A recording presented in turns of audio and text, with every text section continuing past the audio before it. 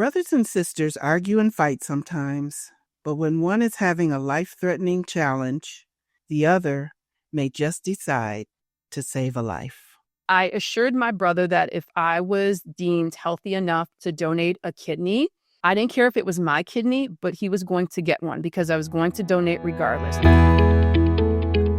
That's Monique Hoskins, middle school Spanish teacher and living kidney donor. I'm Monica Fox, Vice President of Government Relations and External Affairs for the National Kidney Foundation of Illinois, and your host for this edition of The Journey Continues.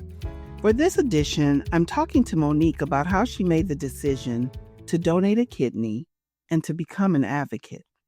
Hi, Monique. Thanks for joining me. Hi, Monica. Thank you for having me.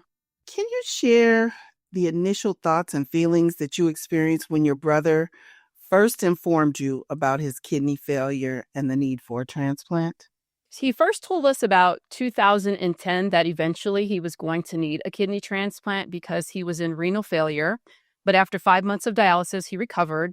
So as soon as he told us he would eventually need a kidney transplant, I somehow automatically knew that I was going to be the one. It was a little voice inside my head that said, wow, I bet it's going to be you. But then I put it out of my head, maybe thinking, it was crazy thought. And he was fine until 2022. He had to go back on dialysis, and he didn't mention anything about a kidney donor at that time. And we were in touch mainly through text at that time. We didn't see each other quite as often as we would have liked. But when we got to 2023, he switched to PD dialysis so that he could do dialysis every single day and he would not have to go into the center. I knew he was getting close to the time that he was going to need a transplant just based on what he was posting on Facebook. So he had some other people that had told him, hey, I'll donate a kidney, I'll come forward. So I had always planned to be his plan B person. And he never mentioned it to me. He never asked me to be his donor. It wasn't until the situation got dire. He was in end-stage renal failure and he needed a transplant to live. So all of the other people who claimed that they would, help, somehow they disappeared. They fell by the wayside. So he texted me one evening and he said, I know this is a big ask, but could you possibly, maybe, perhaps, maybe consider, testing to see if you would be a compatible match to be a kidney donor for me? And this was through text. And I know my brother really doesn't like to ask for things, doesn't like to ask me for much. So I immediately text him back, of course, what do I need to do? Because in my mind, the decision had already been made in 2010 that I was going to be the one. It was just, I don't know if it was God speaking to me. I just didn't know how I knew. So he immediately gave me the QR code that all, potential recipients receive when they've been approved to receive a transplant. And I took it from there. I scanned the QR code and then the process went pretty quickly from there. So you seem to already be aware of living donation. How'd you learn about living donation? When I saw that his situation was starting to deteriorate and I was, hoping someone would come forward to be a donor for him, I began researching and I found some kidney donor Facebook groups and I found out all sorts of information. There was someone in every step of the process, from people who were about to be evaluated to those who had been evaluated to those who had already donated kidneys. And so I was able to ask all the questions I wanted to ask. And, I felt pretty good about the process. What I did notice in those groups was that there were not a lot of people that looked like me. I wasn't seeing a lot of African Americans. I wasn't seeing a lot of, people of color. And I really didn't know why that was. I just figured maybe it was the particular group that I was in. But I started to feel good about the process. In spite of that I didn't see people that looked like me, I started to feel good about it because people were coming out with primarily positive stories about how they were able to recover relatively quickly and, resume their normal life. So that's how I got most of my information initially. Once you got worked up and they told you that you were a match for your brother, did you immediately decide that you would do it? I had decided from that moment in 2010 when that voice inside my head said it was going to be me. I had already made that decision. I did not tell my brother this because I was kind of hoping that I was wrong. I was kind of hoping that this line of Facebook friends of his who said that they were going to donate were going to come through. While I wasn't about to hesitate to give him a kidney. I was kind of hoping someone else would, beat me to it. But no one did. So for me, the decision had already been made. And so donating a kidney is a major decision. What considerations, if any, did you have to make about your employment? Since I'm a middle school teacher, it was difficult. I had hoped to schedule it over the summer where I would be off anyway. Because I am a Spanish teacher, there's already a shortage of subs, and a Spanish-speaking sub is almost impossible to find. So that was a big concern of mine. Who would take care of my students? Would they lose all of that time that I would be, out of school? Initially, as I said, the evaluation process went pretty quickly, and our initial surgery was going to be scheduled for June. But then we ran into some insurance roadblocks on my brother's end, and it was put off until September. So my initial concern was the time off, getting it approved. I used my FMLA, so that wasn't an issue. I also worried about lost pay. Would I have to use my sick days? How would that work? But since our hospital, Loyola University Medical Center, was an NKR hospital through the National Kidney Registry, I was entitled to Donor Shield, which is a program that reimburses you up to $2,000 per week.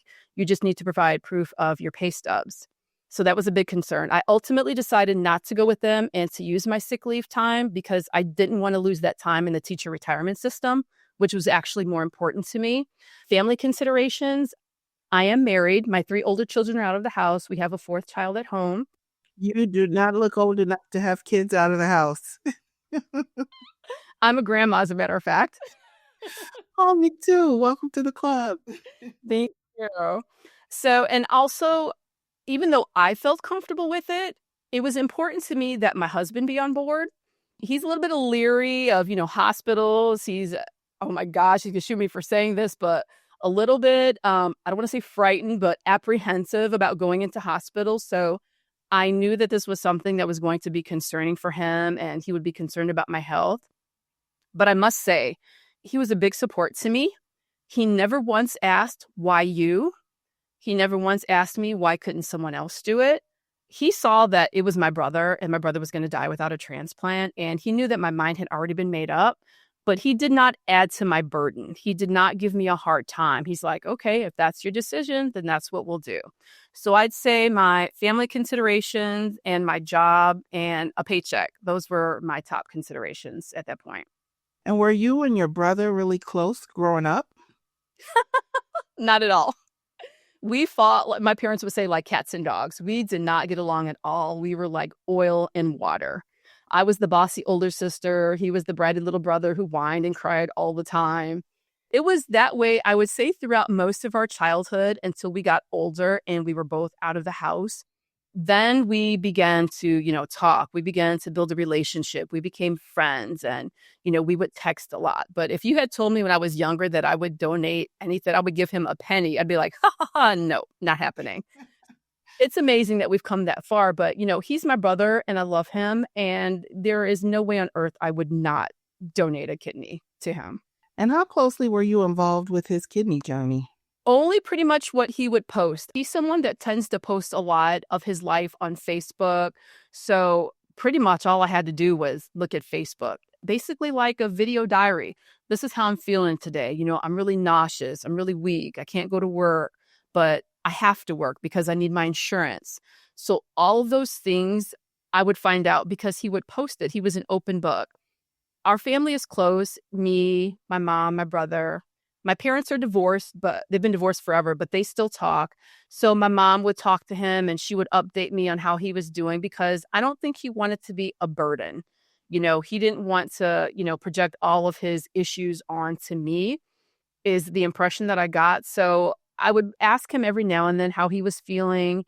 He had frequent hospitalizations, so I would always check on him and that sort of thing. But in terms of being personally involved, I would say probably not until it was time to get evaluated for the kidney transplant. And so can you walk us through the testing and approval process that you went through at the hospital? Sure. The very first step, when he texted me, as soon as we got off the phone, I filled out the QR code. It was like a basic questionnaire. And based on my responses, they said, you are likely eligible to move to the next step. So the next step was that the donor nurse coordinator was going to give me a call. So she gave me a call and she took a complete family history, any medical issues I had, surgeries, family history. And then based on those responses, she said, you are eligible to move forward. Is this something you're interested in? Because they ask you every step of the way if you're willing to move forward. I said, of course, yes. So she scheduled an appointment. Thankfully, at Loyola, they do all the testing in one day. Everything, blood work and everything is done in one day.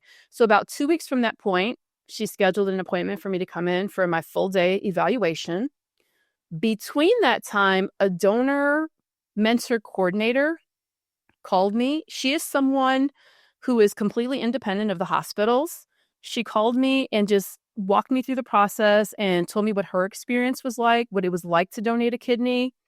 And it was great that she did not have any affiliation with the hospital, with the donor team, with the recipient. It was completely independent.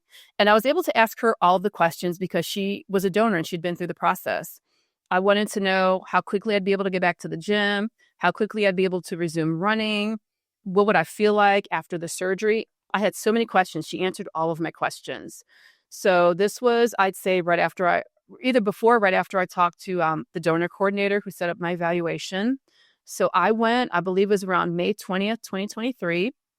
Before I went in, they sent me a jug for a urine test. So you have to do 24-hour urine tests. So you have to collect, every time you urinate, you have to collect it in a bottle. So I knew from my Facebook groups that I should probably get 2 if I was someone who went to the bathroom a lot. So on the day of the testing, I brought my jugs in to the lab. That was my first stop, dropped those off. I went up, they checked me in, and they took blood. It was a lot of test tubes of blood. They test you for everything. And in fact, at one point I got a call back because they forgot to test me for West Nile virus, of all things. I also spoke with the donor coordinator again about what was involved, what the process was like. I also met with a nutritionist who let me know about my needs after surgery. I did not need any special diet, but we talked about, because I was an athlete and lifting weights, we talked about how much protein I could have. We talked about what I would be able to take after surgery. And pretty much the only thing that was strictly prohibited was NSAIDs. So like Advil, Aleve, can never take those, I was told. Like, okay, just Tylenol from here on out. I also met with the nephrologist, the kidney doctor, met with the surgeon who would be performing the surgery, who walked me through the process, met with the hospital social worker. They do evaluate you mentally and emotionally also to make sure that you're not just physically healthy, that you're mentally healthy. So based on my responses to the social worker, it was decided that I did not need a more in-depth psychological evaluation. I also had to have a chest x-ray. I had to have an EKG. I had to have a CT scan with contrast. So they inject dye into your veins to kind of light up your kidneys. And I think that was it. This was all completed in one day. So I was there about 6 or 7 hours. Nothing about the process was painful, minus the little prick to, put the IV in. It's a very comprehensive testing so that if there were anything wrong, they'd find out and you would not be able to proceed with the process. Right. They want to make sure that you are perfectly healthy and that you will be able to safely live the rest of your life on one kidney. So the CT scan was to test your kidney function, make sure you don't have kidney stones or anything like that. It's really the most comprehensive physical that I've ever had. They tested for all sorts of obscure things that I had never heard of. I didn't know exactly what they were testing for, but I felt really confident that if there was something wrong, that they were going to find it. My process went quickly also because I had all of my cancer screenings up to date. They will not move forward without those. So if you're a woman, over 18, you have to have your pap smear that has to be recent within the last year. Have to have your mammogram if you're a certain age. Because I was over 50, I was 52 at the time of donation. I had to have colonoscopy. So thankfully, I'm really up on my health. So all of that was completed because that can totally slow down the process by months. Yes. So how'd your family's dynamic change during this period of medical uncertainty? And what support systems did you rely on? I relied on my family first. Our mom is a retired nurse, so she's very calm, very laid back. She doesn't get ruffled easily. It was all very matter of fact to her. We are not a family that's just high strung or anything like that. And our dad is a clinical psychologist. So he was just, very low key, also very relaxed. So we kept tabs on each other throughout the whole process. Now, the donor team is completely separate from the recipient team. So due to confidentiality, they cannot share any of my information other than what's necessary with the recipient team. So I shared everything that happened with my brother. I told him about all my testing, all my results, and that's the only way that he would be able to find out is if I told him because, due to confidentiality, they couldn't tell him anything. He told me all of, what was going on with him. So our family would have, we'd have group chats or we talk individually with each other. So we knew every step of the process. And I assured my brother that if I was deemed healthy enough to donate a kidney, I didn't care if it was my kidney, but he was going to get one because I was going to donate regardless. So whether that meant we needed to do the kidney paired exchange or if I needed to do the voucher program where, you do advanced donation and then they find a better match for him and then he moves up, he gets, priority on the transplant list for living donor, I would do that. So I just wanted him to feel assured that if I was healthy enough that he was going to get a kidney. So my support system was also my husband. My children, who thankfully did not panic. I said, I'm going to donate a kidney to Uncle Fontaine. And they said, oh, okay. My oldest was a little apprehensive. He goes, well, what's that like? So I gave him all of the information. We did have the robotic surgery. So I asked him to look it up. So once the kids were able to look up information on their own and see that, mom was serious about this and I wasn't just sugarcoating it, they can find out all of the information. They felt a lot better about it. I thought my 15-year-olds would be panicked, but he's like, okay, mom, and then went back to his Fortnite game. So it wasn't as bad as I thought it would be telling my children. And I found all sorts of comfort and support in the kidney donor Facebook groups, kidney donor athlete Facebook groups. Any question I could possibly have was there. Like I said, there was someone, lots of thousands of people at some point in the process, every step of the way. And I asked so many informed questions that at my testing, they asked if I was in the medical profession. I'm like, no, I'm just on Facebook. That's awesome. And it's just amazing that your mom is a nurse and that she was so calm about it, because I can imagine that many mothers who had 2 children going into surgery would be a little uneasy. And I know they probably were. Their private chats offline without us. I know that they talked about it, and they just, relied on their faith in God that things were going to work out. So I know that they were worried, but never once did they convey that to us. Never once did we feel anything other than complete calm and confidence in the system. That's great. So after the donation, what's been your experience in terms of your recovery? There is a whole gamut of people who will tell you about recovery. Everyone is different.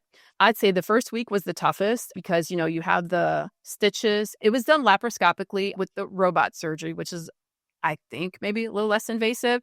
So I had 3 smaller incisions where they inserted the cameras. And then I had a C-section cut, which was my lower abdomen to remove the kidney. So a lot of stitches and things going on. But when I woke up in recovery, I remember getting moved to my room. I was able to get up off the gurney and, with help, of course, get to the hospital bed. So I'm like, wow, I just had major surgery and I can walk, I can stand. So they keep you very well medicated in those first few hours. And I did have the spinal block also, which helped a lot.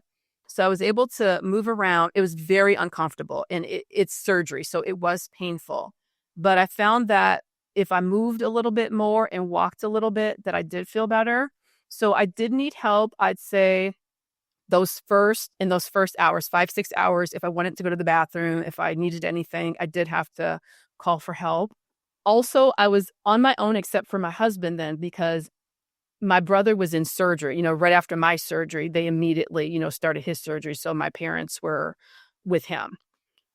So there were some things I was surprised about. I was surprised that I was able to move as well as I was. And I was also surprised that it hurt. I don't know why I was surprised, because it was surgery, because I read so many Facebook stories about people saying, oh, I just had minimal pain. And, it was fine. And I just took Tylenol, and that wasn't me.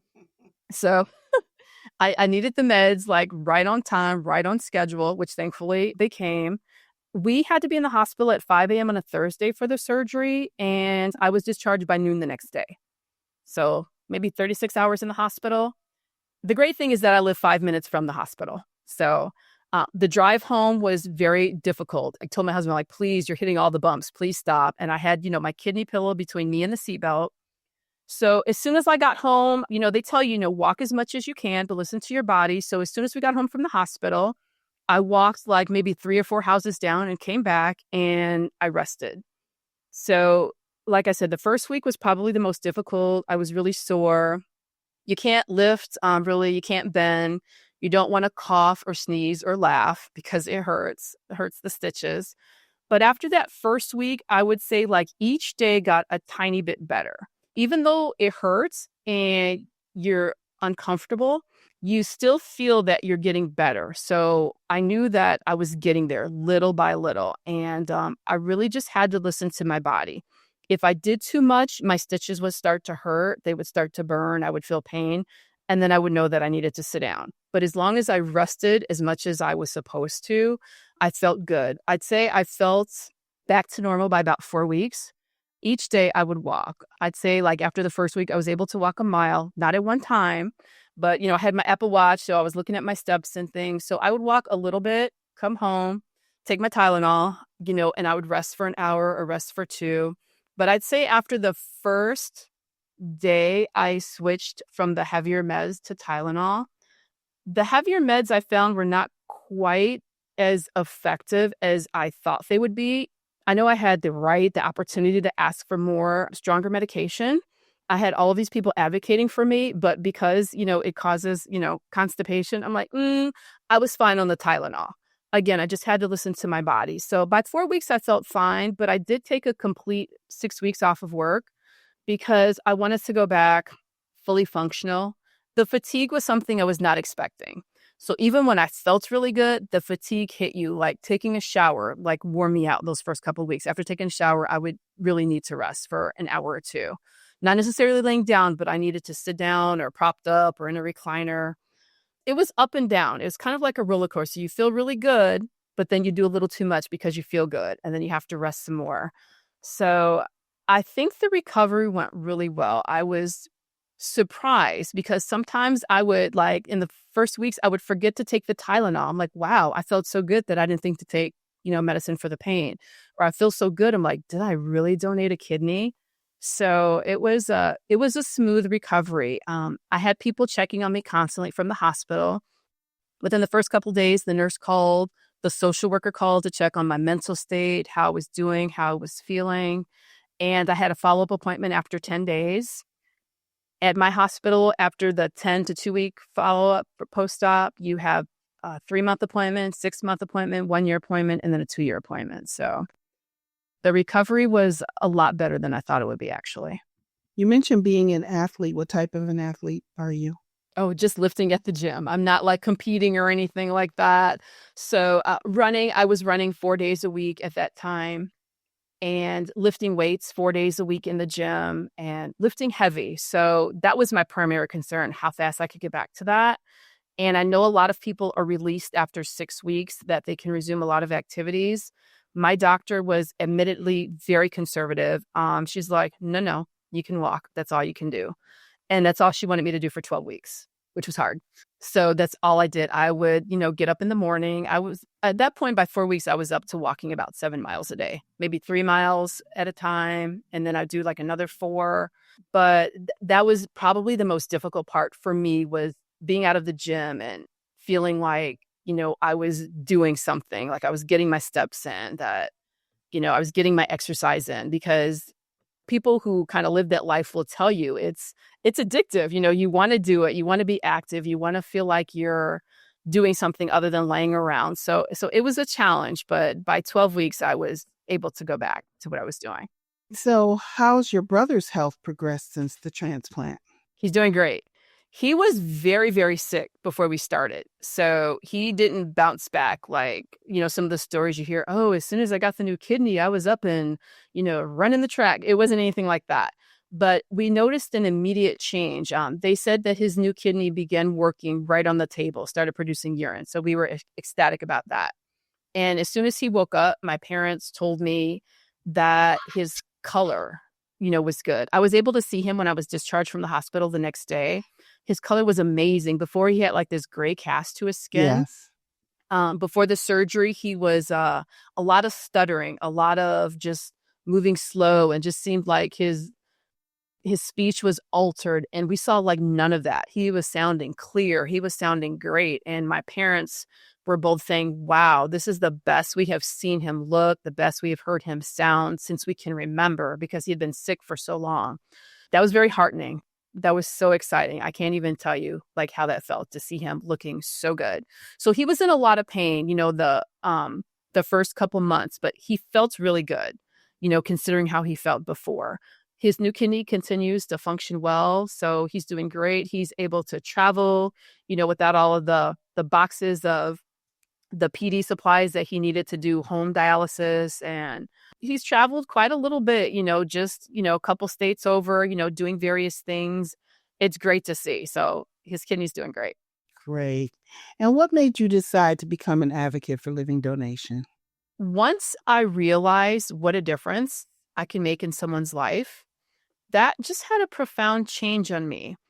After the surgery, like initially those first hours when I was in pain, when I was unsteady on my feet, when I needed help to walk, those first couple of weeks when I was experiencing nausea, it just hit me. I said, wow, people live like this every single day.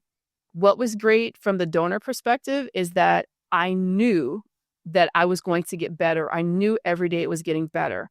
But there are people who live life like this indefinitely. They don't know that it's going to get better. They don't know when it's going to get better. They have to work.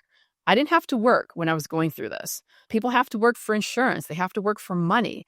And I'm like, this was such a small thing. Yes, it was major surgery, but I had this incredible support team. And to me, it felt like such a small thing to be able to do to make that much of a difference in someone's quality of life.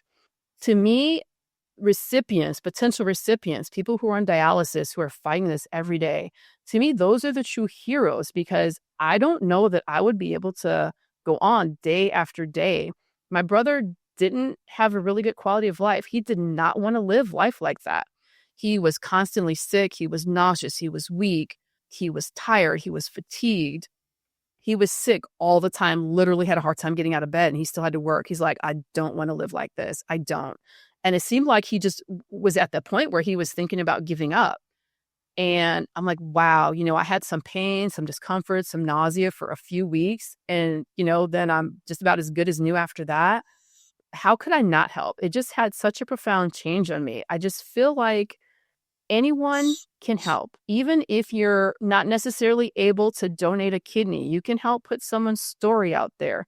You can wear the t-shirts that says Bob needs a kidney. There are a lot of things that you can do to help other people along on this journey. And I know a lot of people don't have the same support system that I had. So if I could help one person or put someone else's story out there or do whatever I can to spread the word, there's so much mistrust, especially in the African American community, about organ donation. If they can see someone who looks like me, who did it, who is fine, who's doing well, recovered well, maybe they might think, hey, this is something I might consider at some point in the future. I was amazed at the misconceptions that I heard. And a lot of people just don't realize you don't have to be a match to donate a kidney in order for your intended recipient to get a kidney, because of the paired kidney donation, or some people say kidney swap, or the voucher program. Just helping put information out there so that people can make informed decisions. I feel like anyone, can do their part. And I just feel compelled to do it. I feel called to do it, and I'm happy to do it. I'm always happy to answer people's questions, to talk about my experience. It's just something that's really close to my heart. And one last question. Looking back, how has this experience shaped your relationship with your brother and your perspective on health and family? It makes you realize what's important in life. If you have your health, that's the main thing. You don't really have anything without your health. So it starts there.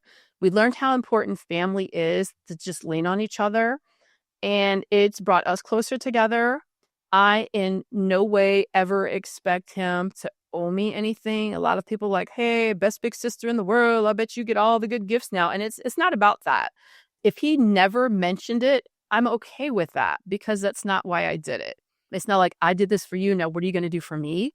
So, we still talk and we still, share our test results. I'm like, ooh, what's your creatinine? What's your GFR? We share those numbers with each other. As I said, it's brought us closer. And I know that he is truly thankful. We filmed a YouTube video, I want to say, that a producer has put out there just to talk about what the donation process is like, geared towards African-American potential donors and donor families. And in that, he was really emotional, talking about the impact that it's had on his life and, thanking me for saving his life. But it's not about that for me. I don't need his thanks. I know that he's grateful, and that's good enough for me. Well, thank you. Thank you so much for sharing your story with me today.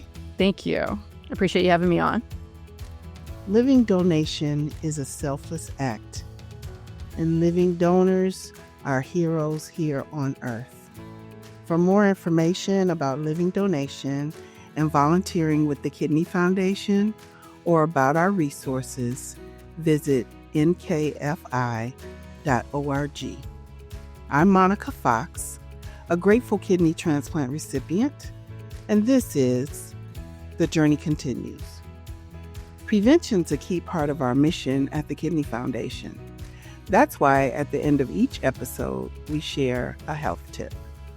Here's your prevention tip on high blood pressure. Your blood pressure measures how your blood pushes against your artery walls when your heart is pumping and when it's at rest. Uncontrolled high blood pressure can be dangerous and lead to serious health problems, including heart attack, stroke, and kidney failure. Uncontrolled high blood pressure is one of the leading causes of kidney disease. You can lower your risk of developing kidney disease by eating a balanced diet, getting regular exercise, quitting smoking, and taking any prescribed blood pressure medications as directed. Monitoring your blood pressure and getting your kidneys checked regularly can help you prevent kidney disease from developing.